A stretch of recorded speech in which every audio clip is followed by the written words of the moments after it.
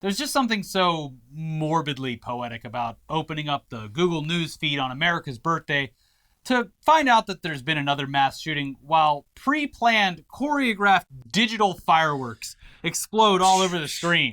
Happy birthday, America. Here's the present. You earned it. Yeah, cementing whatever shred of patriotism is left in you as you uncontrollably lift your hand to your heart while Yankee Doodle plays through a Bluetooth speaker somewhere off in the distance next to the barbecue.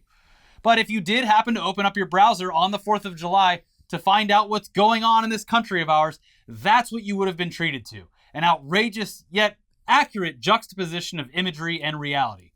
Happy birthday, America. You've done it again. Yeah, there was another horrific event, multiple, this past holiday weekend. And no, we don't expect anything to change because we've all been living through these horrific occurrences, just like this one, for as long as we can remember, on a regular basis, and nothing substantial at all has changed except for how fast people can tell others what to do, how to react, and attempt to divert attention away from issues that may inspire anything to actually change going forward, to focus on the bullshit. We have not one, but two examples of reactions to what happened on the 4th of July in Illinois that are actually shocking displays of a distinct lack of empathy, and we really didn't think that we could be surprised by anything anymore, but, well... Yeah, here we are. So first is from a former Huffington Post writer named Anne Brenoff, who responded to a victim of the shooting in Chicago. Not just die. Someone who was not just there, but literally hit by a bullet. Yeah, non-lethally, a flesh wound, but literally shot. So this Anne Brenoff woman responded to a victim's post on Twitter by telling them to vote. We couldn't have even written this. I'm so sorry this happened sitcom. to you. But not only told her to vote, but like shamed her. Like, you know, your generation, it's our last hope. Not too good at voting. So maybe now you'll vote. It's like we were literally not joking about this, but pointing out how absurd it is in multiple videos over the past month. It's gotten out of hand. For serious issues. And then this happens and you're like, how could this get any stupider? Yeah, and I feel a shift happening on this on the topic of yelling vote at everything. It's very interesting. Some other stuff happened, but back to this. The girl who was injured posted a photo to Twitter showing the damage that had been done to them, which is censored for this video, but it's bad. Like, she got hit like basically through the cheek, big piece of flesh taken out, blood everywhere, and they had the caption, "I can't fucking believe I was in the middle of a mass shooting. I've felt safe at this parade for 18 years, and today I got hit with a bullet and nothing will change in America. This is ridiculous." With Anne Brenoff responding, "I am sorry this happened to you and to everyone else there. It's awful, and these shootings just keep coming at us. Please register to vote if you haven't already. Tell your friends, too. Your generation is our last hope." Fuck you. Thanks for the tip, lady. Fuck you. Yeah, and that wasn't like... There were actual worse responses to this tweet, including a bunch of people saying that this girl was getting shot for attention, basically. Yeah, there was some weird incel shit. Yeah. The vote shaming, the thing that, like, I think it just got reported today or last night, but it's, I mean, if you're brain poisoned enough on Twitter, you know that actress Deborah Messing from the sitcom Will and Grace is not just a highly acclaimed actress, but also one of the biggest cheerleaders for the Democratic Party online in the last few years, to the extent that it's extremely annoying. She would, in most normal situations, be the first to, vote shame someone. Mm-hmm. And she was apparently, I think it was the Times reported it, like she and a bunch of other like influencers or whatever were on a call with the White House. And she started yelling at the Biden administration. She's like, "We did vote. We voted. What are you going to do? How is this going to help us? How can you tell us to vote when we just fucking voted and you're not doing a goddamn thing?" And it's like, if you've lost Deborah Messing, you are in deep shit. I'm sorry. So. Like, that is a vote of no confidence. We don't have those in our political system, but if we had a vote of no confidence, it would be if the biggest Democratic Party Kool-Aid drinking celebrity is finally like, "Wait, no, hold on. You're bad at your job. We did what you said." Yeah. But the second response to this, the incident on the 4th of July, and clearly the far more egregious one, considering that his party and his politics are responsible for making any shred of reasonable gun control legislation or accessible mental health care completely unattainable is Illinois Republican State Senator Darren Bailey, who is also a Trump-endorsed candidate for governor. This dickhead must have broken some type of thoughts and prayers record here by immediately telling people to just get over the mass shooting that literally just happened in the state that he represents. If we mourn the horrific events that happened moments ago, the terrorists win. It validates it by morning. Yeah. So less than 2 hours after the shooting at a parade in the suburb of Highland Park, Illinois, after that took place, just within a 2-hour time span, Senator Bailey went live on Facebook to first inform his constituents of what had occurred, then to tell them to pray, and then to, and we are quoting him here, move on and let's celebrate the independence of this nation. The senator and candidate for governor of the state where this incident occurred told people to pray, move on, and celebrate the 4th of July in a Facebook live stream while standing just 20 minutes away from where this all took place. By the way, while the shooter was still at large. Yeah. The shooter was still on the loose, and he is miles away from where it happened. It's like, all right, but we got to move on. All we right, got a lot more everybody. stuff planned. We got fireworks going off tonight. So if we could just This move mass on. shooting's kind of really like bringing the vibe down. So if we could just get past it. And, we can all agree that the vibes are fucked. Yeah. So let's Vibes. Let's all stay tuned for the fireworks, which will trigger absolutely no one. And that happened across the country, by the way. After this happened, the fireworks displays, you saw it as the time moved from east to west. As fireworks displays were happening, there were videos of people running because they thought, justifiably in a lot of cases, that there was another incident taking place. Yeah. It's a country that is on edge, understandably We all so. collectively have PTSD. Yeah. It sucks. Here's from Vice. Bailey, who was standing in a group of people holding campaign signs, then said voters have to get corruption and evil out of our government. So literally the opposite of get out there and vote. But it actually the exact same, but for the different party. Right. He ended his prayer by calling for celebrations again. Bless us and protect us as we go about our day celebrating the most amazing country, he said. God didn't protect us. Also, just like as we go out and celebrate this amazing country. Yeah. The best country in the world. Greatest country in the world. Undeniable, actually. Yeah, truly an outlier. Any statistics, any actual documented statistics will show how much better we are than everyone else. Anyway, as for the shooter, he was eventually apprehended by police, and it was revealed that seems to have been another case of who could have possibly seen this coming? Oh, literally anyone. Mm-hmm. Just broadcasting to the world for at least an entire year straight. Like, I'm the type of guy who's going to shoot a bunch of random people because I'm completely fucking insane, and this is all I think about. So the 21-year-old had an extensive digital footprint, pre-planned the attack, legally acquired the weapon that was used, of course, and was even an aspiring rapper whose music videos featured imagery that blatantly laid out his intentions and mental instability. He also, according to an interview with the Daily Beast that they conducted with one of his neighbors, quote, used to drive a car with Pussy Mobile written across the back of it. He was right about that.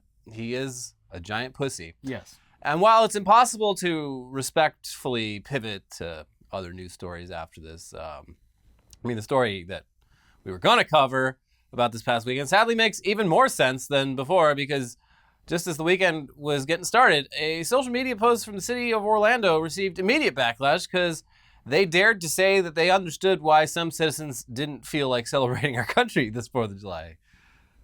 Which is completely... Makes sense. Yeah, they actually read the room. Yeah. They're like, look. Yeah, this place kind of fucking sucks right now. And like, well, let's shoot some fireworks off, huh? How about that? I think we can all agree the vibes are fucked. Yeah. So, if you don't feel like celebrating, Yeah, but then they had to, issue an apology. How dare you? The best part is that, like, the coverage, oddly, even from, like, big outlets on this was just like, Florida City released a statement. It's like, no, Orlando's the second biggest city in the entire state, probably. Jackson, whatever. It's one of the biggest cities in Florida. Also, like to add, just to go back to Illinois, like I don't know if you saw this, but I think there's like so far there's like 6 people dead. 2 of those people are 7 now. The parents of a 2-year-old that was just found wandering around the scene. They're like, "Where's this kid's parents?" They go, both his parents were fucking killed. This 2-year-old will literally grow up not even remembering its parents because of this. But nothing that we can do about this, says only country in world where this happens with any regularity at all.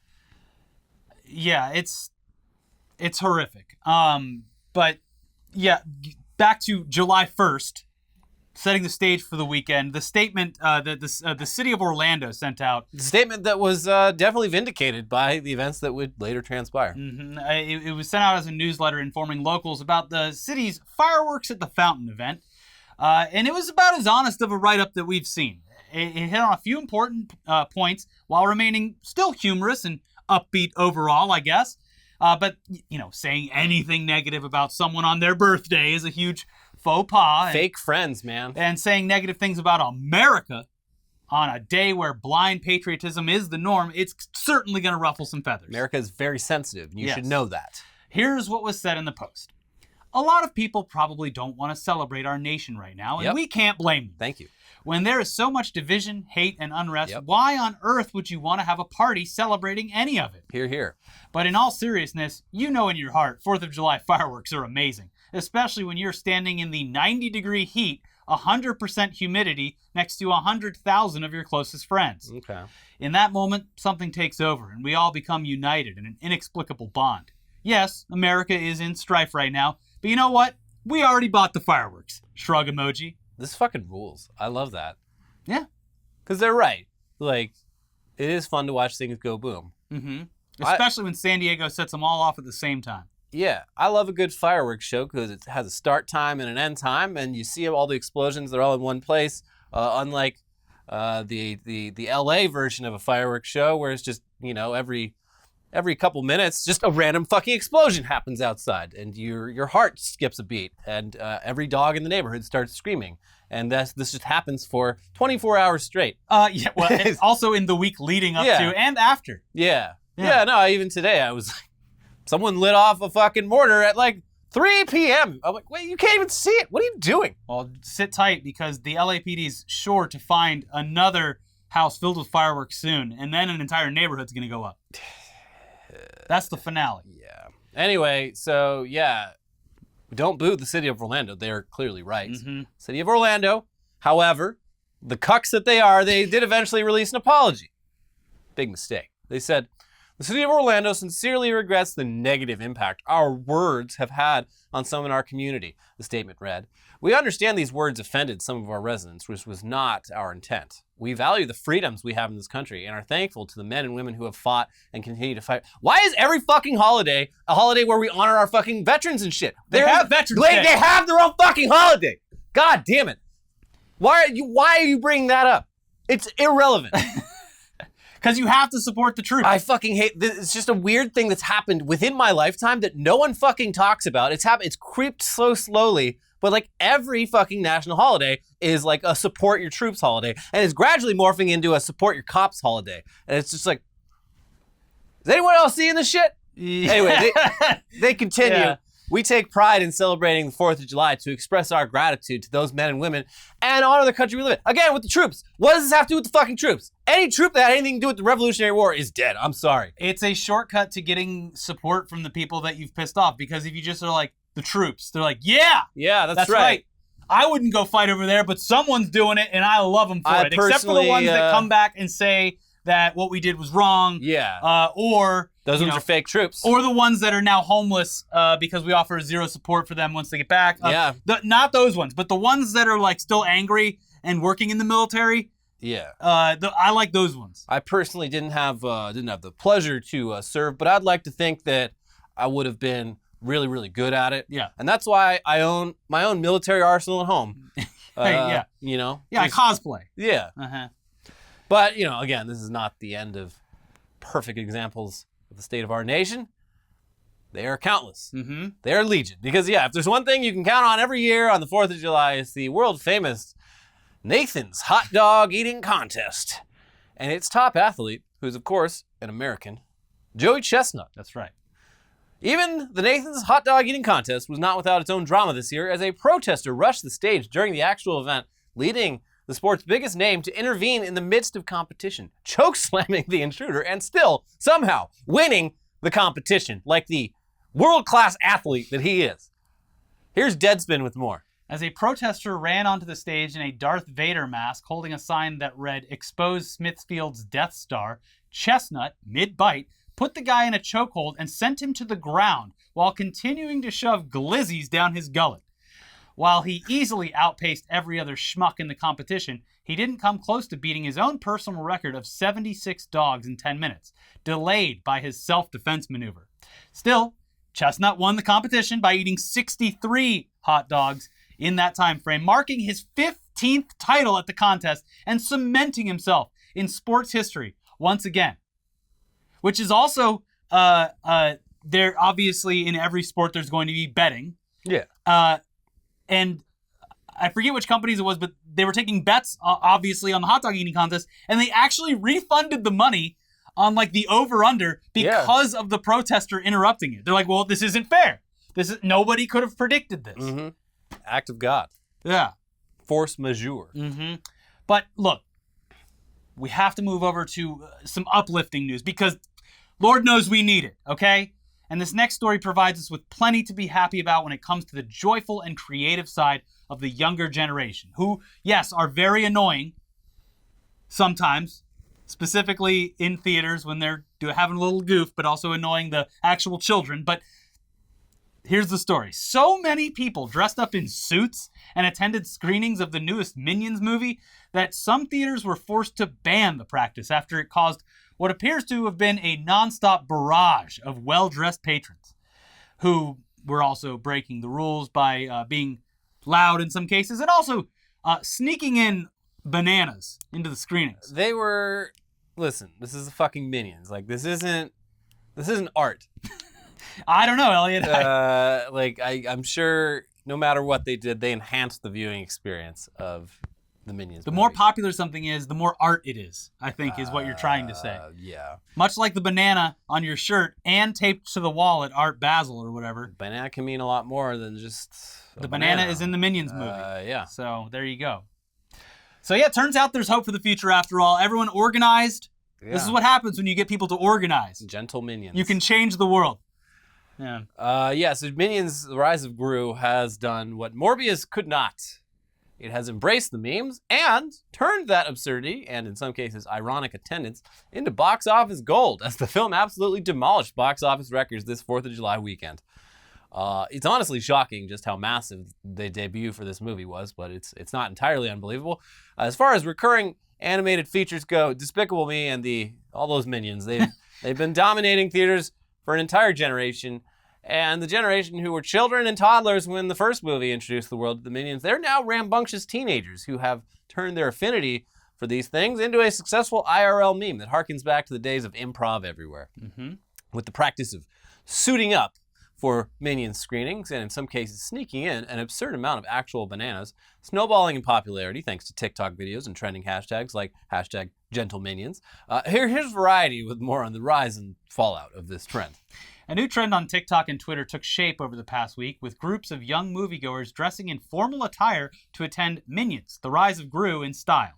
Dubbed with the title #GentleMinions, the hashtag has accrued 5 million views on TikTok, gaining such a level of prominence that Universal Pictures, the distributor behind the Despicable Me spinoff, issued a formal acknowledgement of the trend. Quote, "To everyone showing up to Minions in suits, we see you and we love you," Universal wrote.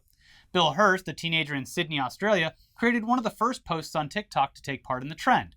Hurst's video, which features a swath of young people in suit jackets moving up an escalator, has accrued more than 8.5 million views over the past week. Quote, "My mate saw one of the first videos that was quite small at the time. We wanted to do it just for fun," Hurst told Variety. "We just chucked on our suits and went straight to the cinemas. It was very spontaneous. We had our formal literally a couple days before that. We all had our suits ready." Damn. Yeah. Oi, bro, do you want to go see the Minions movie? Is that You Australian? want to get dressed up and go see the Minions movie? Yeah. No! No! You want to go see Minions dressed like a normal person? No. So yeah, this trend blew up and apparently caused such a movement that theaters started putting up signs banning suits from screenings. Seems like a violation of my constitutional rights. That's right. Who knows with this Supreme Court? I mean, we're just going to keep playing some of the videos as we quote from this BBC article about the trend and the theaters who had had enough. Some cinemas have banned young people wearing suits from screenings of Minions: The Rise of Gru over rowdy behavior fueled by a TikTok trend. Teenagers following the GentleMinions hashtag trend have been accused of making noise and throwing things during screenings. A staff member at one venue told the BBC they wanted to ensure the experience was not spoiled for younger children on their first cinema trip. Some cinemas said they have had to give huge numbers of refunds. Videos showing young people dressing up in suits to watch the movie in large groups and cheering loudly during the screening have gone viral on TikTok, racking up millions of views in some cases. The reporting continued. Mallard cinema manager Daniel Phillip Smith said, "It's been absolutely heartbreaking. We've had families who won't even go back into the screen when we've tried to sort it out. Families leaving before the film has even started. And of course, the children have been in tears." What? The cinema had suffered a, quote, massive financial impact from all the refunds for customers whose viewing of the film had been disturbed, he said. The Regal Cinema in Wadebridge, Cornwall posted a notice saying it would no longer admit, quote, unaccompanied children wearing suits to screenings of the movie. Box office staff told the BBC young people in suits had been cheering, clapping, whooping, and rising to their feet throughout the film. Images on social media showed several Odeon cinemas displaying signs warning customers, due to recent disturbances following the GentleMinions trend, any group of guests in formal attire will be refused entry for showings of Minions: The Rise of Gru. So hold on, is this... They're enjoying the film. But is this only happening in like Britain and Australia? No, there was videos from America about this, but I think they have a stiff upper lip. No one acts up in a theater over in the UK. I mean, so when people start, making noises and screaming at the screen, they're like, "What the hell is going on?" Bruv, shh. Hush. Kids are trying to watch the movie. Trying to watch me Minions movie. Yeah. Well, guess what? If you want to come sit in the silent theater, you come over here on a Tuesday, mate. Tuesday. Yeah. Anyways, this is awesome. One of the videos I saw was they had obviously the people in suits, but also they had two kids dressed up as like workers, and they were like, "Oh, sorry, coming in to clean the bathrooms," and they had garbage pails filled with bananas. They snuck in entire garbage cans filled with bananas into the screening. Okay. So yeah, as we said, the film, it broke box office records, bringing in a staggering $125 million opening weekend domestically, with an additional $100 million brought in to date worldwide. So could this be the biggest movie of all time? We don't know. But we will talk about, in a second, the movie that potentially should be the second biggest movie of all time, or the new biggest. Okay. But first, let's take a quick second to tell you about today's sponsors and thank them for supporting this show, starting with Magic Spoon. Growing up, cereal was one of the best parts of being a kid, but then you realize it's full of sugar and junk that you really shouldn't eat. Luckily, in steps Magic Spoon, with great tasting cereal that's got 0 grams of sugar, 13 to 14 grams of protein, and only 4 net grams of carbs in each serving. Also, only 140 calories. Mm-hmm. With Magic Spoon, you build your very own variety box and can choose from best-selling cocoa, fruity, frosted, peanut butter, cookies and cream, maple waffle, blueberry, cinnamon, and honey nut flavors. They've really grown out their flavor options. Yeah. You can also add the cookies and cream and coconut peanut butter flavor cereal bars to your variety box. Yeah. If you're hungry on the go. Don't have time there you go. for milk and spoons. So click the link below to get some Magic Spoon cereal today. You can build your very own variety box and use our code TODAYDAILY for $5 off. This stuff has been, I eat my cereal at nighttime. It's a nice little like dessert sort of thing. And, you feel bad having some big sugary cereal before bed. Have some Magic Spoon and feel less guilty about it. And you can choose from the best-selling cocoa, fruity, frosted, peanut butter, cookies and cream, maple waffle, which is my favorite of cookies and cream maple waffle for sure, blueberry, and also cinnamon. But wait, like we said, Magic Spoon is now adding honey nut to their permanent collection. So be sure to add honey nut to your custom box. And also, for our Canadian and British viewers, Magic Spoon is now shipping to Canada and the UK. And they are so confident in their product that it is backed with a 100% happiness guarantee. So if you don't like it for any reason, they will refund your money, no questions asked. Click the link below, use the code TODAYDAILY for $5 off, or go to magicspoon.com/todaydaily to save $5 off your order today. And be sure to add those cereal bars to your variety box as well.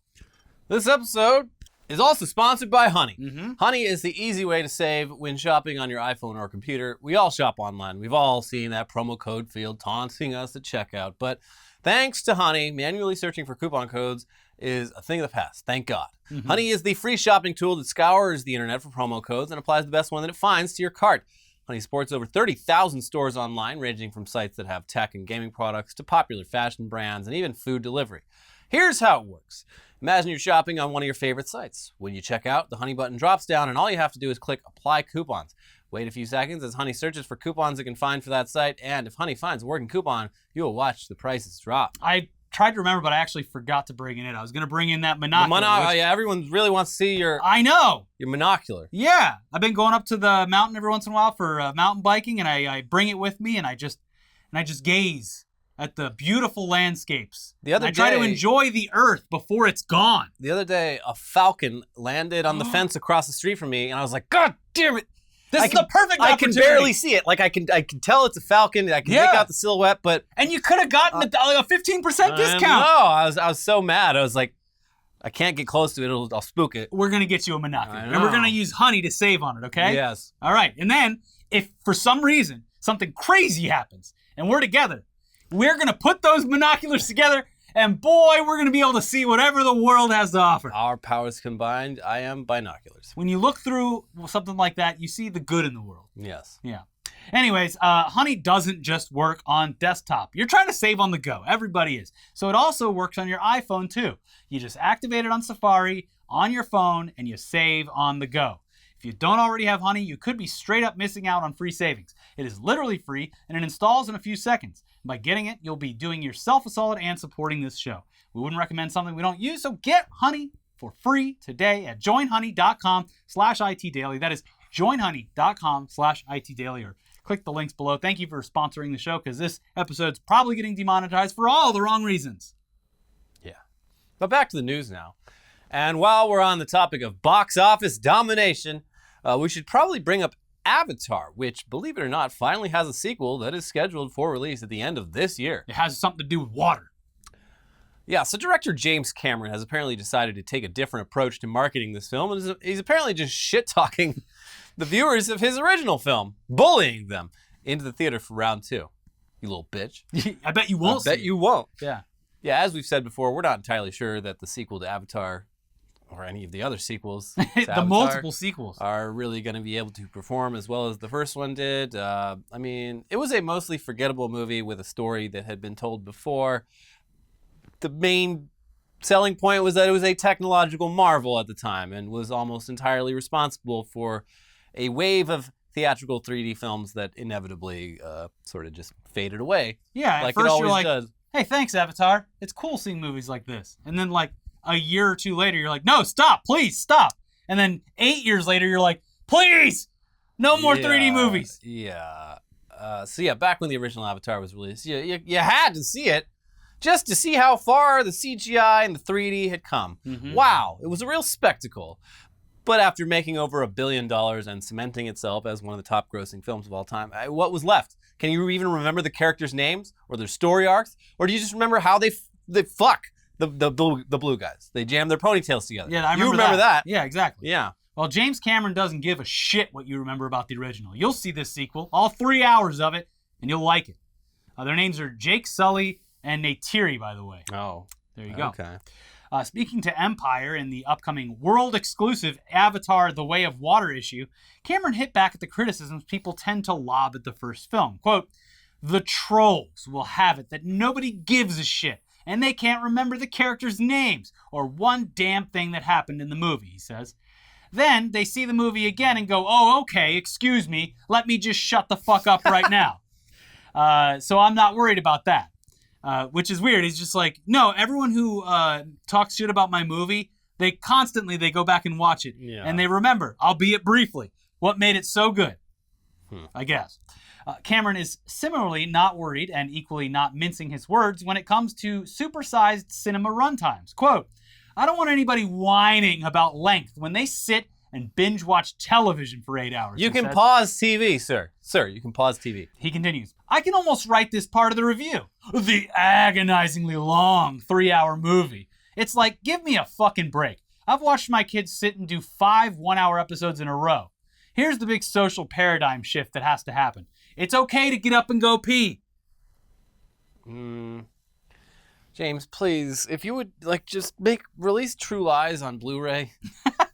Please release The Abyss on Blu-ray. The man's entire back catalog is out of print, and it's very strange. It's some of the best sci-fi action movies of the 80s and 90s, not streaming anywhere. You can maybe buy a used DVD on eBay, but they're just gone. And he's been asked about this, and he's like, well, if we're gonna remaster it for Blu-ray, I have to oversee the transfer, and I just haven't had the time because I'm making 7 Avatar movies. It's all right, well, and going down to the bottom of the ocean. Yeah, it's very frustrating because as soon as he needs funding for something else, I mean, the problem is he's been to the depths of the ocean. Yeah. What is there left to explore for James Cameron other than space? Yeah, but Tom Cruise is already doing that. Yeah. So you have to really pique his interest to get those Blu-rays released. I guess. Yeah. They're good movies. It's a shame but people can't see them. Judgment Day's out there. Yeah, Judgment Day is out there. Looks great. Yeah. Mm-hmm, so True Lies and The Abyss. Very good movies. You can't see them. Was America ever better than when, Arnold Schwarzenegger fired that guy off while he was strapped to a missile on a Harrier jet? That's when it peaked. Yeah. Yeah. Whatever. This is awesome. James Cameron is really not convincing me at all to go sit in a theater for 3 hours, but it's always refreshing to see creative people telling others to fuck off. Yeah, it needs to happen more. That's the mark of an auteur. I don't care what you think. This company gave me a bunch of money to make this, and you can see it or not. It's like Martin Scorsese. He doesn't really give a shit about Marvel, but people keep asking him about it, and so he's going to keep telling him, yeah, I think it kind of sucks. Yeah, mysteriously silent about Minions: Rise of Gru, though. I feel like he likes Minions for some reason. Yeah, he probably does. My grandkids, they love it. I love a good villain arc. They're yellow, you can put them in memes. Yeah. Yeah, the boomers love them too. Yeah. They are cross-generational. But James Cameron also admits that these sequels might not reach the box office heights that the original did. Oh, really? Mm-hmm. And we have to quote from Slash Film on this next one, because it looks like maybe this part was left out of Empire's online publication of the interview and might just appear in the print version. Or it was deleted from the original coverage. Yeah, but here's what they added. Cameron seems to think the quality of the work speaks for itself, but he also admits to Empire that it's pretty difficult to make a 4-quadrant hit these days. Avatar played 8 to 80, he says, but does the audience still even exist at that scale? He says he himself labeled the Avatar sequel plan, which includes not 1 or 2, but 4 sequels, the dumbest business case in history. The filmmaker also seems to know exactly what goalposts these movies need to hit to make them a box office success. If we did 20% or 30% less because the market simply doesn't exist anymore, that would be bad. 8 to 80 is a really annoying thing I used to hear from people in film schools. You guys, you're all trying to make niche stuff. I'm trying to make 8 to 80. Like E.T.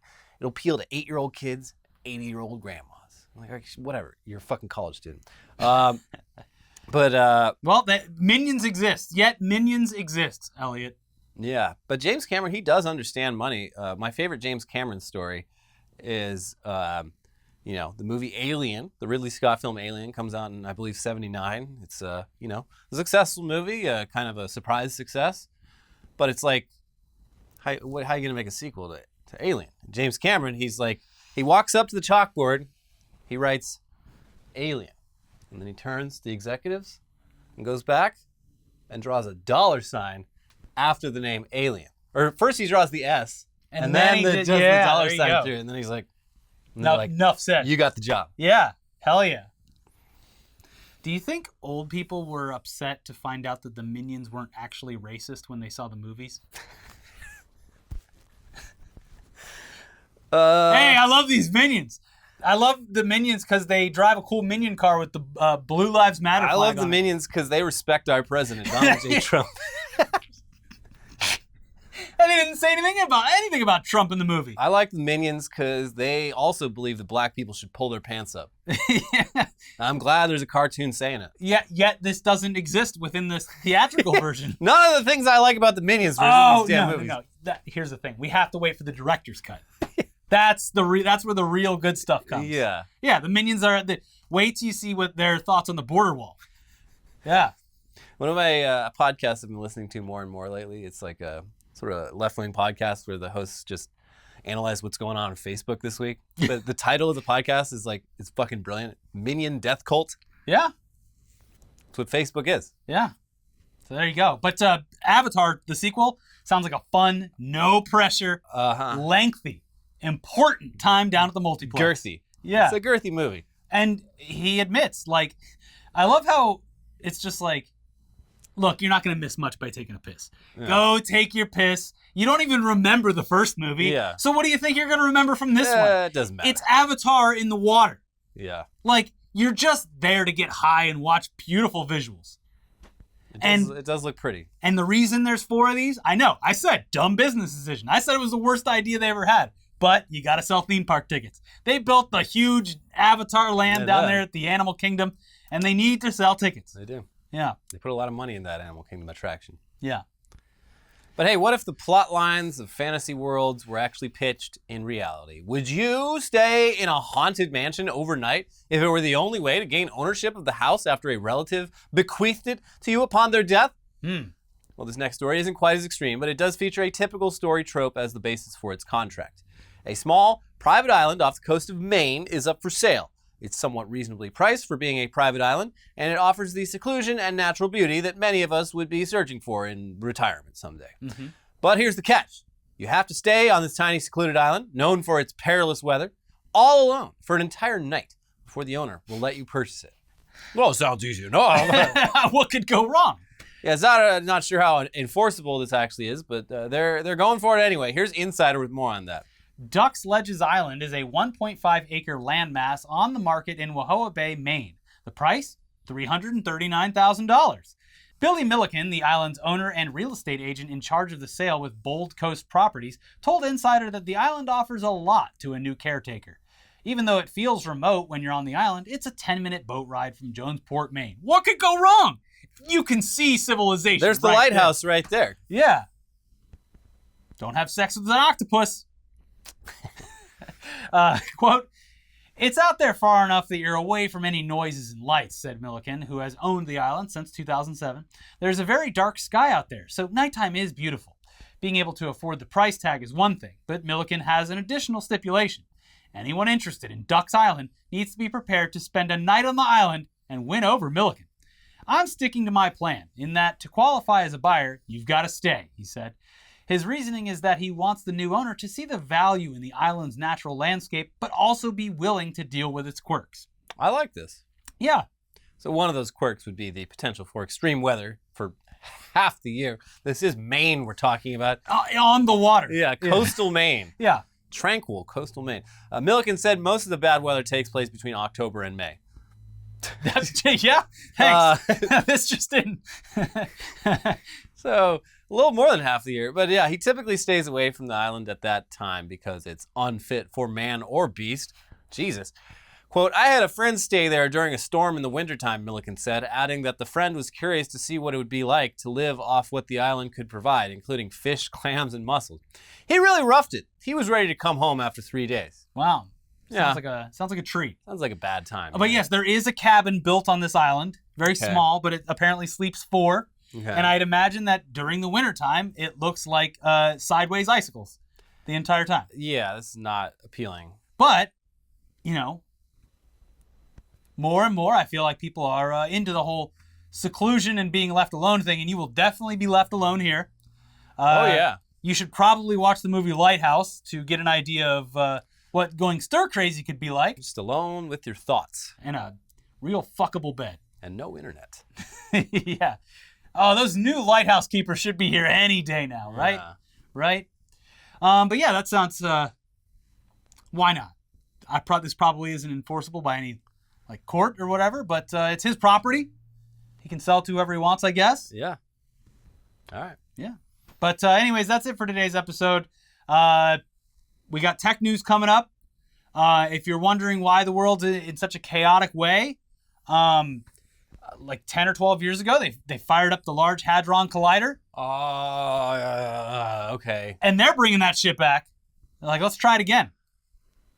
Yeah. Anyways, we have a couple more episodes coming up this week, so stay tuned. Please watch our most recent episodes over here. We have a recent episode of Weekly Weird News and a recent episode of News Dump. Please check both of those out. Wait, hold on. Thank you again. Yeah, for, I was like, what are you doing? Yeah, that's not up there yet because we have to thank you for donating to our fundraiser. You just absolutely incredible. Over $30,000 raised for abortion access in just over a week. The best community on YouTube. You continually outdo yourselves, and we love you for it. Also, thank you for hanging in there on another one of our kind of depressing episodes. Hopefully we had some lighthearted stuff for you there towards the end, but thank you for everything. Now, please watch our most recent episodes. And again, thank you for donating to that fundraiser. It means a lot. We appreciate you. You've earned this content. And we'll see you soon. Bye.